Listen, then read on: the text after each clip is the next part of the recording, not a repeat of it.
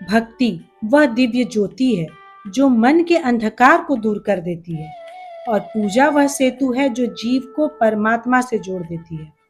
जब ये दोनों एक साथ कार्तिक मास में की जाए तो फल अनंत, पुण्य अपरंपार होता है। क्योंकि कार्तिक मास स्वयं भगवान श्री हरि का प्रिय महीना है, जिसमें दीपदान, स्नान, जप, तप और भक्ति का हर क्षण 100 गुना फल देता है।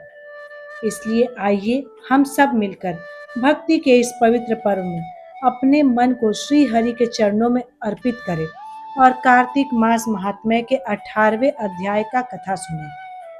बोलिए श्री हरि विष्णु भगवान की जय, भक्त वत्सल दीनानाथ की जय।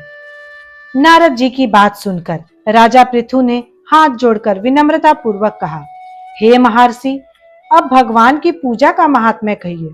तब नारद जी बोले, हे महाराज पृथु, भगवान की पूजा किसी भी भाव से की जाए वह सदा फलदायी होती है। यदि कोई मनोविनोद में भी भगवान का भजन करता है तो उसे भी परम पद की प्राप्ति होती है। फिर श्रद्धा युक्त होकर भगवत भजन करने वाले की गति क्या कहूँ, इसका तो वर्णन ही नहीं किया जा सकता। इस संबंध में मैं तुम्हें अति प्राचीन एक इतिहास सुनाता हूँ। नारद जी ने कहा, कलिंद पर्वत पर बसे दीर्घपुर नामक नगर में सुबाहु नामक एक राजा राज्य करता था। वह बड़ा ही धर्मात्मा और प्रजा का संतान की भांति पालन करने वाला था। उसका धूम्रकेश नामक एक पुत्र था। हे राजन, राजा सुबाहु जितना धर्माचारी था, उसका पुत्र उतना ही दुष्ट एवं दुराचारी था। वह पर स्त्रीगामी, चोर, जुआरी और मदिरा पान करने वाला था। राजा ने उसे बहुत समझाया जिससे कि वह सुपथ पर चले, मगर वह ना माना। तब राजा ने उसे ताड़नाएं दी, परंतु वह किसी प्रकार से नहीं माना। एक दिन तो उसने शिष्टाचार की सभी सीमाएं लांघते हुए राजा की छोटी रानी अर्थात अपनी भी माता पर ही कुदृष्टि डाल दी। जब राजा को पता चला कि उसका पुत्र इतना कामांध हो गया है कि वह रिश्तों की मर्यादा को भी भंग करने पर तुला है, तो क्रोधित होकर उसने उसे देश निकाला दे दिया। अब राजकुमार वनों में रहता और भक्ष्य अभक्ष्य सबका सेवन करता, मदिरा पीता, चोरी चकारी करके जो धन प्राप्त करता उसे वेश्याओं पर खर्च कर देता। इसी प्रकार अनेक वर्ष बीत गए। राजकुमार एक वन से दूसरे वन और दूसरे तीसरे वन, इस प्रकार भटकते भटकते वह वृंदावन जा पहुंचा। वृंदावन में धूम्रकेश ने सत्यव्रत नामक एक परम विष्णु भक्त को देखा, जो अपना घर बार छोड़कर कार्तिक मास में वृंदावन में रहकर भगवान का पूजन करता और केवल कंदमूल खाता था। हे राजन, वह भगवान से प्रतिदिन प्रार्थना करता, हे भगवान, इस दुख रूपी संसार में डूबते मुझ दीन की रक्षा कीजिए। श्री राधा जी सहित मैं आपको नमस्कार करता हूँ। इस प्रकार कहते करते प्रेम मग्न होकर वह कभी रोने लगता और कभी हर्षित होकर नाचने और गाने लगता। नित्य प्रति का उसका यही व्यवहार था। दैव योग से एक दिन धूम्रकेश ने भी उस परम भक्त की यह क्रियाएं देखी और रात्रि में एक वैश्या के घर आकर उसने मिट्टी की एक मूर्ति के समक्ष वैसी ही प्रार्थना और दूसरी क्रियाएं की, नाच गाना आदि किया और सो गया। दैव योग से तभी राजा के दूत भी वहां आ गए और उनके हाथों धूम्रकेश मारा गया। तत्पश्चात यमदूत वहां आए और उसे महापापी जानकर घसीटते और मारते हुए यमराज के पास ले गए। उसे देखते ही यमराज सिंहासन से उठ खड़े हुए और उन्होंने उसे पाद्य, अर्घ आदि प्रदान किया। फिर अपने दूतों को फटकारा कि हमारी आज्ञा के बाद भी वे विष्णु भक्त को यहाँ क्यों लेकर आए, चाहे किसी भी भाव से क्यों ना किया हो। मृत्यु से पूर्व इसने कार्तिक मास में और वह भी वृंदावन धाम में भगवान का पूजन किया, अतः यह वैकुंठ का अधिकारी है। तत्पश्चात यमराज धूम्रकेश से मुखातिब हुआ, हे धूम्रकेश, भगवान की कृपा अपार है। उनकी भक्ति 9 प्रकार से की जाती है। किसी एक भक्ति का सहारा लेकर पापी से पापी व्यक्ति भी तर जाता है। जिस प्रकार कथा श्रवण से राजा परीक्षित करे, कीर्तन से सुखदेव, स्मरण से प्रहलाद, पाद सेवा से लक्ष्मी जी, पूजा से पृथु, वंदना से अंकुर, सत्संग से सुग्रीव, मित्र भाव से अर्जुन, दान से राजा बलि आदि परम पद को प्राप्त हुए हैं।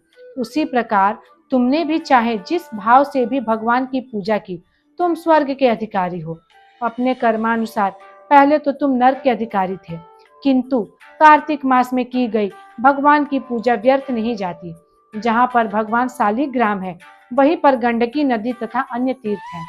हे राजन, धूम्रकेश को शास्त्रों का तनिक भी ज्ञान नहीं था, अतः उसने करबद्ध होकर यमराज से पूछा, हे स्वामी, भगवान सब नदियों को छोड़कर गंडकी को कैसे प्राप्त हुए?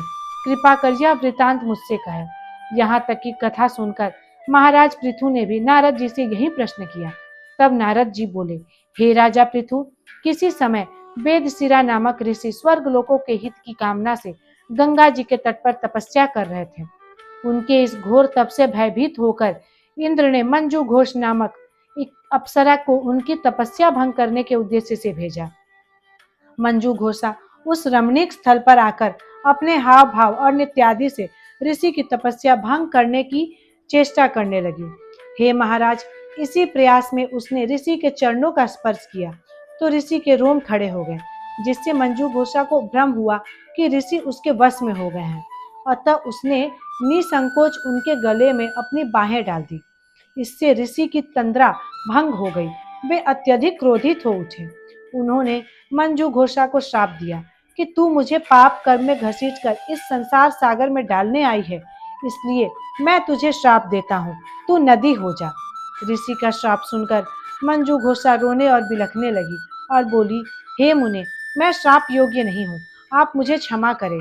हे महाराज पृथु, जब मंजू घोषा ने इस प्रकार बार बार मुनि से क्षमा याचना की तो उन्हें दया आ गई। तब वे बोले कि जिस समय भगवान विष्णु वृंदा के श्राप से शिला रूप होंगे, तब वे तुम में स्थित होंगे, तब तुम भगवान को धारण करने वाली होगी। इस प्रकार मेरे द्वारा दिया गया यह श्राप तुम्हारे लिए वरदान सिद्ध होगा। इस प्रकार की कथा सुनाकर यमराज ने राजकुमार धूम्रकेश से कहा, हे राजकुमार, जिस प्रकार अनजाने में भी किया गया पाप क्षमा योग्य नहीं होता, उसी प्रकार अनजाने में किए गए भजन का सुफल भी अवश्य मिलता है। इसलिए तुम भी अनजाने में किए गए भजन पूजन के कारण वैकुंठ के अधिकारी बन गए हो। पूजा तभी सार्थक होती है विष्णु लोक को उनमें श्रद्धा और सभी भगवान विष्णु के और कार्तिक मास हमें यही सिखाता है रथ में बैठे हर दीपक केवल बाहर नहीं बल्कि श्री हरि के अंधकार को भी मिटाए। श्री वृंदावन महिहारी लाल किया गया हर छोटा सा जप, दान और पूजन ईश्वर तक पहुंचने का एक दिव्य माध्यम बन जाता है। तो आइए हम इस कार्तिक मास में अपनी भक्ति को और प्रखर करें और भगवान श्री हरि के चरणों में प्रेम, विश्वास और समर्पण अर्पित करें। जय श्री हरि। राधे राधे।